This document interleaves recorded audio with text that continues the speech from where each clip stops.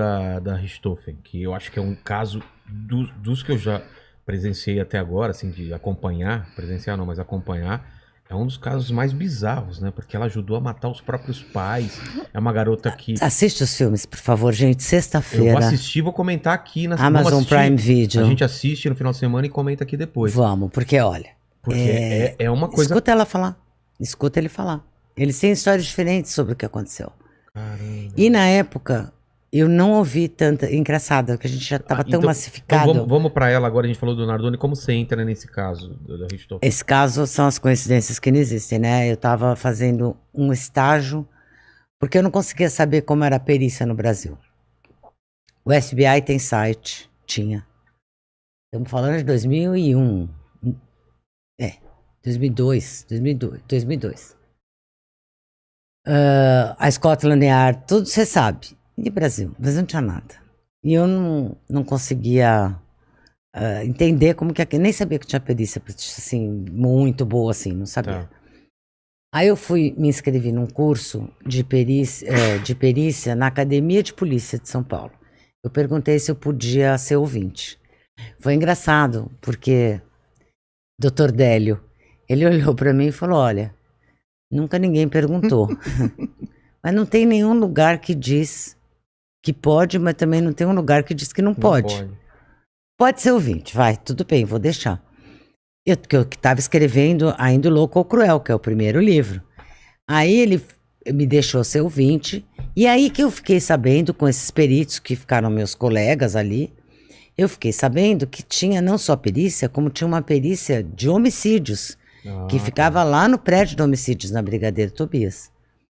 Aí eu fui lá, me falaram que tinha uma perita-chefe, que era a doutora Jane, e aí eu fui lá, bati na porta da doutora Jane, falei, ó, queria saber como funciona, ela foi super simpática, tal, me recebeu super bem, e falou, vem aí, né, faz o plantão com a gente, vê como é que é. E ela foi, assim, pra mim, incrível, porque ela me abriu realmente um caminho, porque imagina que eu ia lá uma vez por semana, ela me deu umas dicas de uns peritos melhores, que tinham mais paciência de mostrar e tal, e eu ficava num plantão, eu subia na viatura onde eu ia com eles, ver local de crime. E foi nesse ano que eu fiquei um ano fazendo isso. Nesse ano que eu fiquei, em outubro, acontece o crime do casal Richthofen. E foi uma bagunça, né? Porque isso levantou a perícia. Tanto que eu fui com eles na reprodução simulada desse caso. Eu me assustei até com a repercussão, porque quem tá lá dentro, a gente não tinha tanta ideia de que iam ter 500 jornalistas na rua no dia da reprodução simulada. Caramba. A gente não tinha tanta noção assim.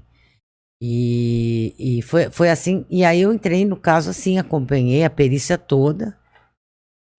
Como passo que é a essa passo. reprodução que eles fazem? É no local? É no local, foi na casa. Caramba. E um de cada vez separadamente, Suzane, Christian e Daniel. Os Cada um contou para os peritos passo a passo do que aconteceu meio que ali. Demonstra. Tudo, vai tirando foto, vai filmando, mas você parou onde, quem foi, onde você chegou. Então começou da garagem, chegamos por aqui, quem desceu do carro, quem estava sentado na frente, quem estava sentado atrás, quem desceu por onde. Onde eles puseram as meias na cabeça, não puseram, eles eram preocupados com o DNA, né? Com o fio de cabelo, não queriam deixar provas. Então tem tudo, você reconstrói passo a passo. E aconteceram coisas estranhas lá, porque, por exemplo, o Daniel é muito emotivo. E quando a Jane, para montar essa reprodução simulada, os policiais que fazem o papel das vítimas. Então ela botou um policial mais ou menos o tipo do Manfred para fazer o Manfred, e um policial mais ou menos do tipo da Marisa. São os pais. São os pais que ficaram já deitados na cama. Então o Christian e o Daniel não viram a cara deles. Certo. E aí mostraram que a Suzane já tinha mostrado, eles também mostraram que ela acendeu a luz do corredor, o que deixava o quarto um pouco escuro ainda. E aí eles entraram com o bastão, a perícia tinha feito um bastão de papelão, né, para eles mostrarem como foi. E o Daniel, então, entrou, mostrando que ele foi pro lado do Manfred. E aí, cara, acendeu a luz. E quando ele viu Era... o policial, que era parecido com o Manfred, Nossa. cara, ele começou a passar mal, começou a chorar, começou a passar mal e respira e não consegue. Caramba. E olha a perita ali, os peritos do lado de calma, respira. O cara que Reviveu. ele reviveu. E aí você sabe que a gente até rezou um Pai Nosso, todo mundo deu as mãos, Caramba. porque ia interromper, ele não ia conseguir continuar. O cara desesperou.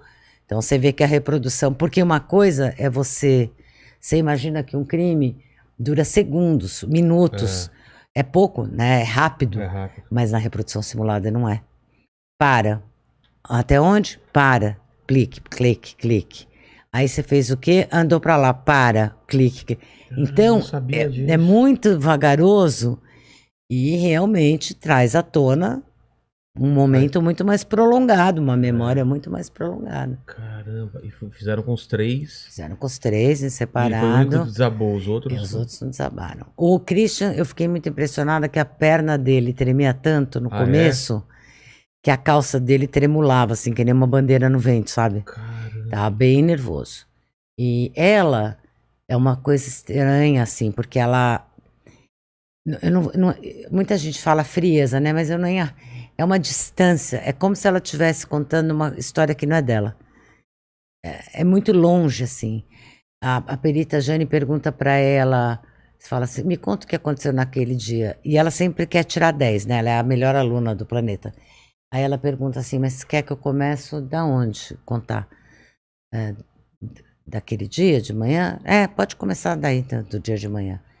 E aí é uma voz monocorde, assim, aquele dia de manhã eu acordei, tomei café com a minha mãe, com o pai, com o meu irmão, aí eu fomos pra escola. Assim, e é como se não fosse...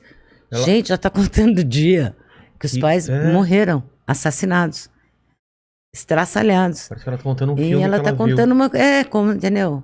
Às vezes até um filme você conta mais envolvida. Mas um filme que ela nem gostou tanto. Você leu uma resenha, sabe exatamente. Assim? Eu vi que é um filme que fala de um casal. Então, eu não acho que é uma questão de ser fria. Entendeu? Por exemplo, ela estudou o processo para o júri. Olha, eu que não tenho nada a ver com isso, você que não tem nada a ver com isso, se você vê as fotos que tem no processo já é difícil, eu não posso imaginar se eu tivesse que ver essas fotos se fosse meu pai e minha mãe. Entendeu? Então, ela tem uma... É como se... É um split, na psicanálise fala bem. É uma distância, assim. Não é com ela, é outra, é outro. É o outro. Muito louco. Cara, que assustador isso. É uma dissociação. Aí você acompanhou isso, você já começa aí. Aí, então, eu já tava lá desde o começo. E a imprensa toda lá fora? Toda lá fora, uma loucura. 500 caras, chovia, helicóptero. E eu morri de medo, porque eu fui a única... Foi mesmo? Que bairro? Na casa, Campo Belo. Campo Belo. Eu era a única civil acompanhando esse trabalho. O resto era tudo polícia. E na noite anterior, um jornalista que eu nunca vou falar o nome, me ligou, me ofereceu, tentando entrar numa questão de me oferecer uma grana para eu entrar com uma câmera. Eu nem deixei ele, falei, não vai dar, não vai rolar, mas eu fiquei muito assustada, até com isso. Falei, gente, mas onde que eu tô, né? O nível que tá... E aí eu cheguei de manhã na reprodução simulada, a delegada bravíssima, e eu falei assim, doutora Cíntia Tucunduva, ela é brava, magrinha, brava. E ela olhou pra ele e falou, você é quem? Falei, porque eu tinha uma autorização de uma juíza, tá? Pra estar lá. Não sou Suzane. Não, mas eu tinha uma autorização, eu não fui lá de bico. Sei. Porque quando a gente viu que ia ter a reprodução, a Jane mesmo, meus peritos me falaram, vai na juíza corregedora, conta pra ela que você tá fazendo estágio aqui, e ela me deu uma baita autorização bacana para fins literários. Tá. Porque eu não sou jornalista. Você não poderia publicar. Imagina, não era, mas eu nem queria. Eu queria escrever esse livro, que no fim eu escrevi mesmo. E mandei para a juíza que me deu autorização. Então eu mostrei, eu tremia, né, minha autorização. Daí eu falei, doutora, eu queria falar com a senhora. Eu tive um telefonema ontem. E eu tô com medo, porque se alguém filmar alguma coisa, eu quero que a senhora me revista. Pra saber que não fui eu. Cara, essa mulher, o quê? Chamou um perito, falou, pode revistar todos os homens e mulheres para esse quarto. Levou todas as mulheres, todo mundo tirou a roupa. E aí os helicópteros da mídia, você imagina? E a gente, assim, tinha que arrumar um quarto que fechasse a janela de tantos helicópteros de todas as TVs. Uma doideira da imprensa, uma doideira. Mas eu tirei uma roupa com prazer ali. Estamos lá. Você pensou bem, porque se vazasse, você era ia eu. A maior suspeita. A única civil lá. Então, aí não, ninguém tinha. Tudo bem, tudo ótimo.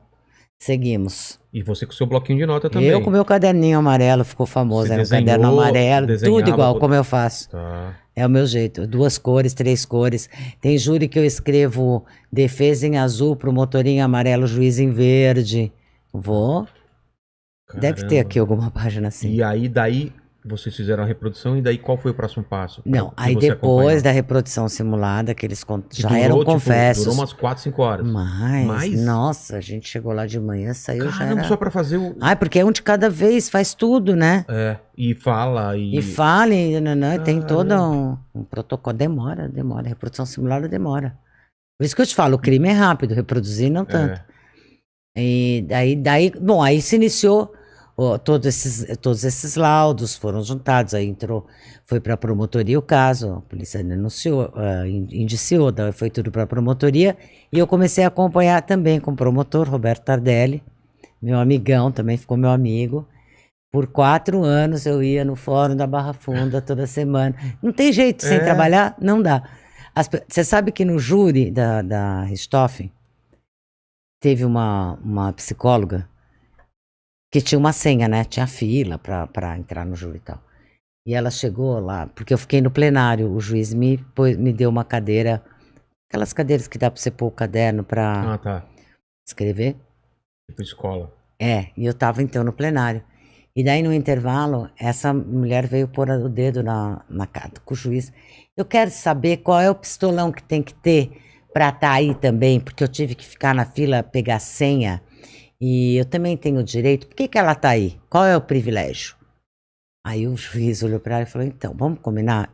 Tem toda a razão.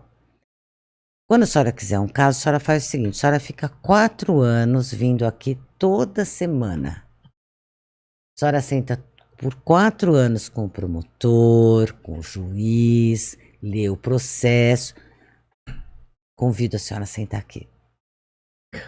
Que isso? Fácil, né? Porque quem vê o livro pronto fala, nossa... Quer sentar na janelinha. Exatamente. Só que até ganhar confiança, não fazer nenhum estrago, acompanhar uma reprodução. Você acha que eu não tinha vontade de fazer minhas perguntas? Mas você estraga Mas eu vou estragar um trabalho? Mas nem pode, né? Não pode. Não. O que é pode? Conheço um monte de gente que já burlou regras, né? E eu não ia fazer isso. Eu fui ganhando a confiança de onde eu passei. Então, E é como nos filmes... Vem o cara, faz a defesa, vem o outro de acusação, é bacana, a mesma coisa. É bacana. E meu filho que faz júri quando eu vejo? Como é que quando o cara fala alguma coisa que não pode, o cara fala, não é protesto. Tem isso aí? Eles interrompem, tem briga de promotor com advogado, quase rola no chão. Você está induzindo a... testemunha. Cara, eu adoro esses filmes de tribunal. Tem advogado, mesmo no júri do Gil, teve uma hora que os advogados de defesa falaram, você não vai mais responder, o promotor só tá ofendendo. Nossa, teve uma briga ali, teve várias brigas aconteceram. Tô escrevendo esse livro. Vou te contar o júri. É assim que eu acabo de escrever, como é difícil, cara, eu tenho muita coisa, mas eu tô arduamente, porque em dezembro acabou processualmente o caso. E aí mas assim, os tempos estão difíceis, porque eu tô entregando a série, Bom Dia Verônica, A 2, isso, a segunda temporada. Você já entregou ainda não? Já entreguei.